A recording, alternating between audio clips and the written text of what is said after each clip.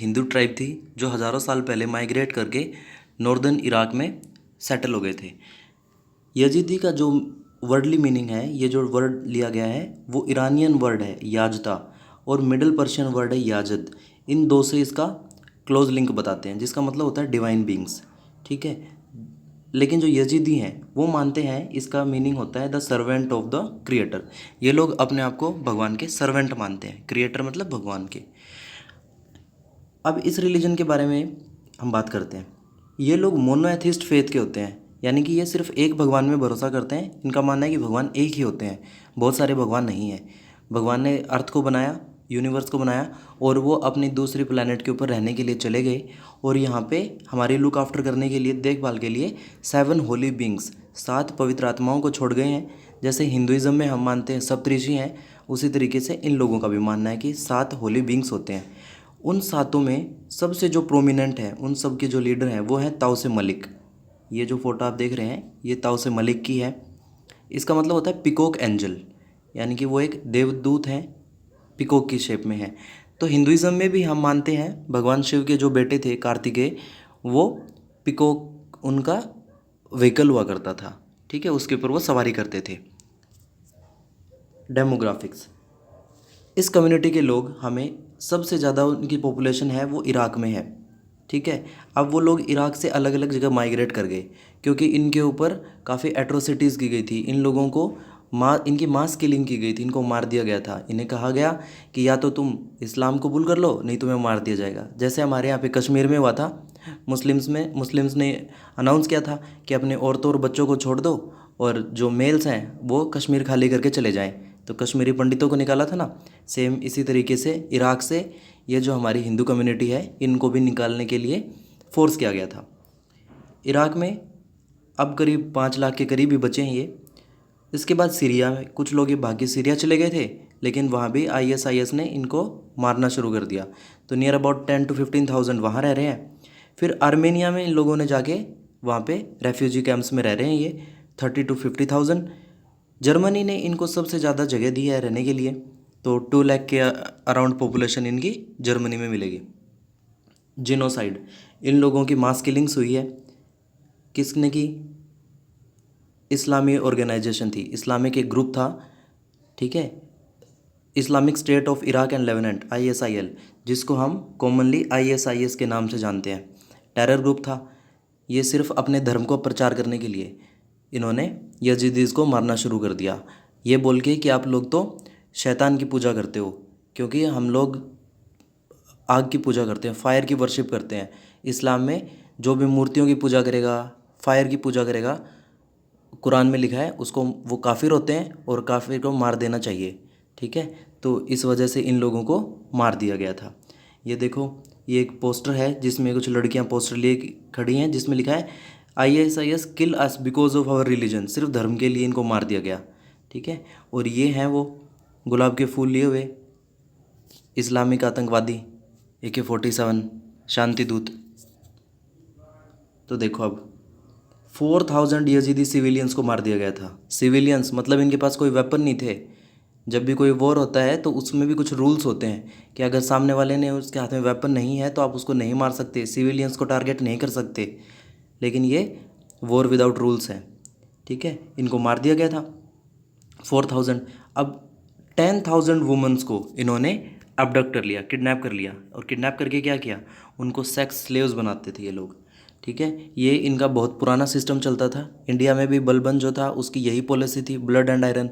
ये लोग क्या करते हैं, आदमी जो लड़ सकते हैं इनसे उनको मार दो, और जो औरतें और बच्चे हैं उनको स्लेव्स बना लो, गुलाम बना के रखते थे। ये लोग उनका रेप करते थे लड़कियों का, और फिर उनको बेच देते थे मार्केट में उनके प्राइस टैग लगा लगा के। ठीक है ना, ये इनका सिस्टम चलता है। सेक्स स्लेवरी बहुत ही डेरोगेटरी वर्ड है, यूज़ नहीं करना चाहिए, बट बताना पड़ेगा। तो देखिए, मार्केट्स में लेडीज़ का मतलब लड़कियों का इन्होंने मार्केट में उनको बेचने के लिए रखा। मोसूल, रक्का, सीरिया, इन जगहों पे उनके गले में प्राइस टैग लटका दिए थे। ठीक है, आप ये देख देख रहे हैं, ये जो फ़ोटो हैं ये वहाँ से रिलीज़ की गई हैं। आपने जितने भी फ़ोटो देखे होंगे ये लोग बुर्का नहीं पहनते थे। हमारे इंडिया में भी घूंघट का कोई सिस्टम नहीं था। बस ये जो मुस्लिम्स आए, ये जो भी लड़कियां होती थी उनको उठाने ले जाएं, इस वजह से उनके पेरेंट्स उनका मुंह ढक के रखते थे। और ये कहते हैं कि जो वेल सिस्टम है वो इंडिया में चलता था। हमारे यहाँ पे कोई भी देवी देवता की कोई लेडी की, सॉरी देवी देवता तो नहीं, देवी की किसी भी कोई ऐसी मूर्ति नहीं मिल रही या फ़ोटो नहीं दिखती जिसमें उसने घूंघट रखा हो। ये सिर्फ इस्लामिक जो यहाँ पे आए थे इन्वेडर्स, उनसे बचने के लिए घूंघट का सिस्टम शुरू हुआ था। ठीक है, तो ये देखो इन्होंने उनका मार्केट लगाया। अब कुछ लड़कियों ने जो जिनका रेप हो गया था, वो अब उन्होंने क्या किया, वो वहाँ एक माउंटेन है सिंजार, जहाँ पे इनकी पॉपुलेशन बहुत ज़्यादा थी, तो उन्होंने उस माउंटेन से कूद के मर जाना बेटर समझा। जिस तरीके से हमारे इंडिया में भी चित्तौड़गढ़ में जौहर हुआ था, रानी पद्मिनी अपनी 16,000 रानियों के साथ आग में कूद के मर गई थी, सेम यहाँ भी हुआ है। अब ये जो यजीदी रिलीजन है उसका हमारे हिंदुओं के साथ क्या रिलेशन है? ऐसा एक माना जाता है कि हमारे यहाँ पे रिसर्च हुई है इसके ऊपर कि ऋग्वेद के टाइम पे 10 राजाओं के बीच में, जो बड़े राजा उस टाइम के थे, उनके बीच में वॉर हुआ था। तो जो लूज़र्स थे, जो हार गए थे, उन्हें अपना रीजन छोड़ के, प्लेन्स जो मैदान जो थे वो छोड़ के जाना पड़ा, और वो लोग वेस्टवर्ड चले गए। वेस्टवर्ड मतलब ईरान का रीजन जो है, हम उसको वेस्टवर्ड मानेंगे।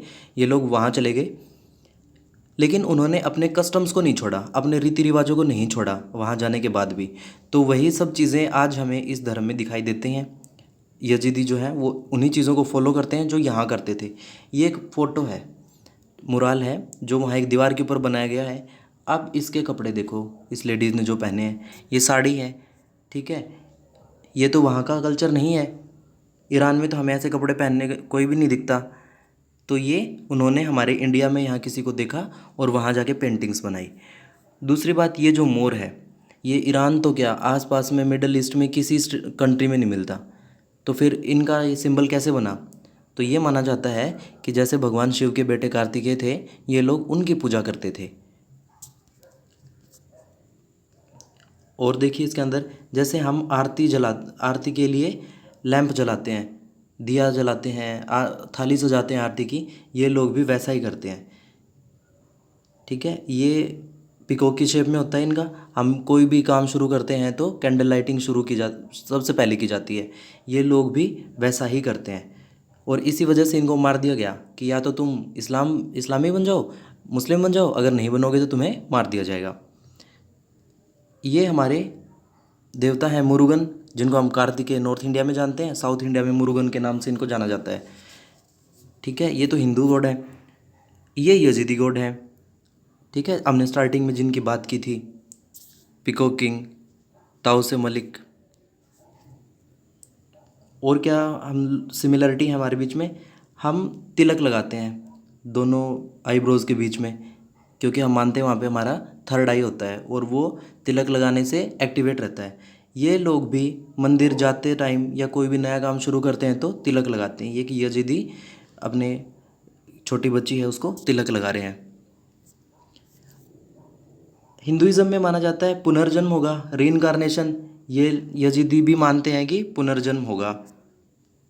ठीक है, हमारे टेंपल कैसे होते हैं? इसी शेप में होते हैं, पिरामिडल शेप में, ऊपर से गोपुरम बोलते हैं जिसको। इनका टेंपल भी यजीदीज़ का है, वो हमसे काफ़ी मिलता हुआ है। तो ये सब सारी चीज़ें देखने के बाद हमें लग रहा है कि ये जो यजीदी कम्युनिटी है, ये हमारे इंडिया से ही माइग्रेट करके ईरान तक पहुंची थी, और इंडियन गवर्नमेंट को इनकी अब हेल्प करने का सोचना चाहिए।